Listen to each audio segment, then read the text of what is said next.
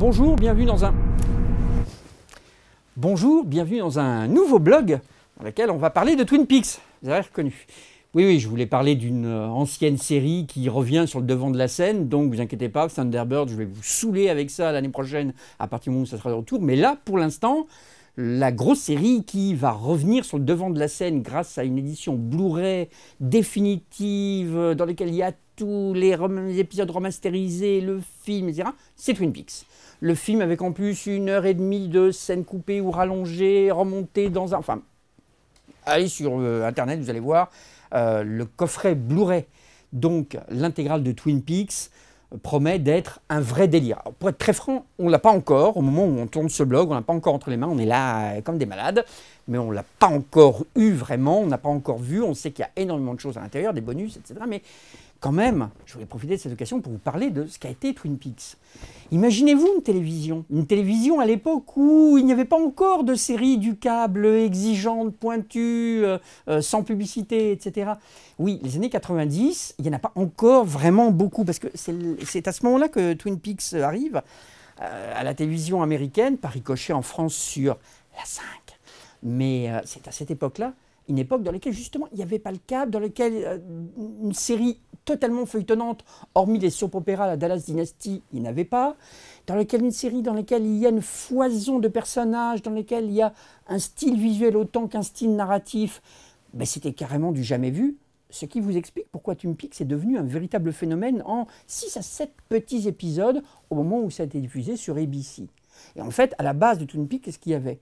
Ben, il y avait surtout une chaîne qui voulait se renouveler, qui voulait, en milieu de saison, lancer quelques nouvelles séries, dont une avec George Clooney sur une moto qui n'a pas fait long feu. J'en oublie, non mais authentique en plus.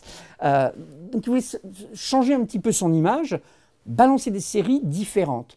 Et ils avaient donné le feu vert à une série donc de Mark Frost et David Lynch, Twin Peaks. Le pilote a été tourné, voire même été tourné dans une version internationale. Ça, c'est très certainement Roman Gita qui vous en parlera dans son blog. Et puis, finalement, la série démarre un peu après. 7 premiers épisodes pour la première saison, parce que, comme je viens de vous le dire, c'est une mid-season. Et ça a été un vrai phénomène. Parce que ce qu'a voulu faire Mark Frost avec David Lynch, c'est véritablement une parodie de tous ces soap-opéras, ces Dallas Dynasty, qui, et c'est dans une interview qu'il nous dit, il ne peut pas regarder ça parce que ça lui fait fondre le cerveau. Et il voulait en faire une parodie, des intrigues complètement délirantes, mais surtout un côté très sombre, très glauque, parce que quand même, on parle d'inceste, on parle de drogue, on parle de prostitution. Souvenez-vous, il y a quand même une des héroïnes de Twin Peaks qui fait des choses bizarres avec sa langue, quand même, mais avec une cut series. Donc tout ça en prime time, sur une chaîne américaine, pendant la saison, pas pendant l'été, comme ça, dans un coin. Ça a été un vrai phénomène, avec en plus la touche Lynch, le côté visuel, la musique de Badalamenti, etc. Et les intrigues complètement délirantes. Moi, je me souviens, à l'époque, donc, il n'y avait pas d'enregistreur, il n'y avait pas encore les téléchargements Internet. On voyait les épisodes les uns après les autres. Et moi, j'étais réuni avec des copains pour voir l'épisode suivant. Et même quand il n'était pas là, on s'appelait pour dire « Oui, mais alors, t'as vu dans la scène qui se passe, ce qu'il y a, etc. » Enfin, c'était un vrai délire. Il y avait véritablement une ferveur autour de Twin Peaks. La saison suivante, la ferveur est retombée parce que la chaîne ABC a eu la mauvaise décision de tenter encore un grand coup et de diffuser Twin Peaks le samedi soir pour essayer de drainer les jeunes, les fameux 15-35 ans, sur une case horaire du samedi soir, jour généralement, soirée généralement où ils sortent. Bon, voilà, ils se sont dit, mais pour essayer de les retenir, on va leur mettre China Beach, qui est une série aussi un peu haut de gamme, et Twin Peaks juste après. Ça a foiré, les gens se sont détournés de Twin Peaks. En plus, le grand public s'est dit « Ouais, mais ils ne savent pas où ils vont, ils nous sortent des histoires, des bobs, des trucs comme ça, du fantastique, des possessions, etc. » On n'en veut plus. Twin Peaks s'est arrêté à une sale mort, quand même, il faut bien l'avouer, puisque Mark Frost voulait faire un cliffhanger en fin de saison dans le but que la série soit renouvelée la saison prochaine. Ça n'a pas marché. Quand Lynch, après, a fait le film un an après, Mark Frost n'a pas voulu s'associer au film, tout simplement parce que pour lui, il fallait continuer l'histoire et pas revenir en arrière. C'est son choix. Mais bref, moi, je trouve que, même si elle n'a pas beaucoup été suivie, parce que franchement, il a fallu attendre quand même des années avant de retrouver une série d'auteurs comme ça, une série innovante.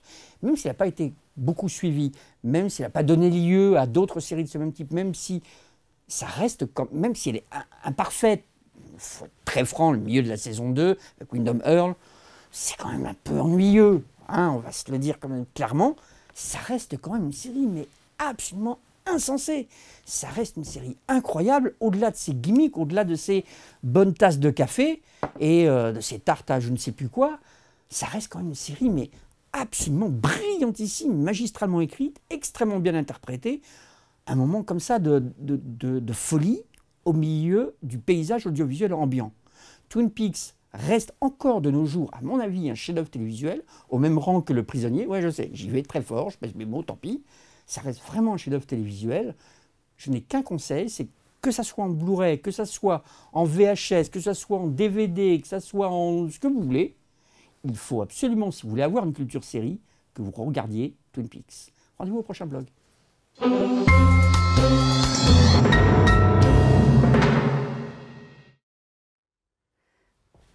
Ah non mais non, ne partez... Non mais, en fait, je reviens exprès pour vous dire, oui je me suis changé entre temps, je sais mais c'est pas grave. Regardez pas ça, regardez ça plutôt, on l'a. Entre le moment où on a tourné ce blog au début et maintenant, on a le coffret Twin Peaks. Donc, je peux vous dire tout ce que l'on imaginait, tout ce que l'on supputait au tout début, à savoir que la renumérisation des épisodes est absolument à tomber par terre. C'est du 4/3 respecté. Il y a des bonus, mais alors à foison. Bon, je ne vous parle pas du film. Enfin si, je vous en parle un peu. Honnêtement, j'ai revu le film à l'occasion. Je vais être très franc avec que je n'ai pas trop aimé la première fois. Et j'ai eu beaucoup de plaisir à revoir le film maintenant de nos jours. Je pense qu'il gagne à être vu. Par contre, je ne vais pas vous spoiler, je ne vous dirai rien sur les 90 minutes supplémentaires, mais ça vaut largement le coffret, qui est déjà en tant qu'objet, regardez, absolument splendide. Bon, mais enfin, c'est pas du télé-shopping ici quand même. Mais bon, le coffret est absolument top nickel. Mais tout ça pour vous dire qu'à l'intérieur, les images valent grandement la peine.